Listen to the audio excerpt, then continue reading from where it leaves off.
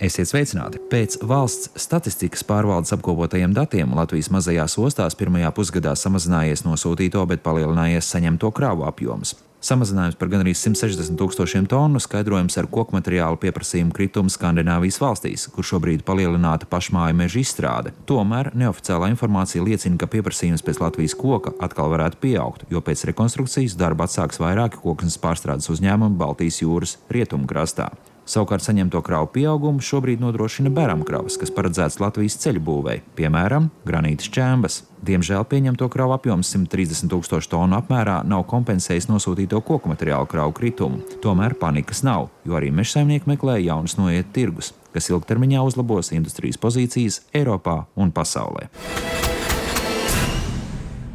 Pagājušā nedēļā valsts institūcijas akcijā Diena bez rindām atgādināja sabiedrībai par e-pakalpojumu pieejamību Latvijā. Arī Ceļu satiksmes drošības direkcija, kam uzkrāta teju 20 gadu liela pieredze e-pakalpojumu jomā, turpina attīstīt virtuālā vidē pieejamos pakalpojumus. Pēc CSDD datiem e-pakalpojumus Latvijā lieto katrs otrais autovadītājs, savukārt mobilā aplikācija lejuplādēta 100 000 reižu. Reģistrējoties sistēmā, visi lietotāji saņem atgādinājumus par tehniskās apskates, vadītāju apliecības un medicīnas izziņas darbības beigām.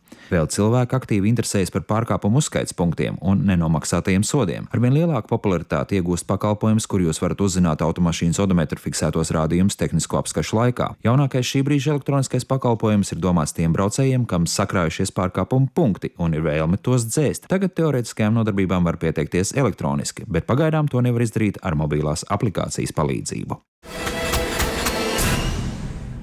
Atzīmējot Rīgas ostas 815. dzimšanas dienu, visu pagājušo nedēļu risinājās starptautiska fotoakcija Osta cilvēks vēsture. Akcijas laikā fotogrāfi iemūžināja Rīgas ostas 24 stundu darbu. It's really interesting for a photographer to be in such a place. Also, in fact, it's new. Visiem akcijas dalībniekiem bija iespēja piedalīties konkursā, kas savukārt bija sadalīts 3 kategorijās – portrets, cilvēks, fotostāsts un ostas ainava.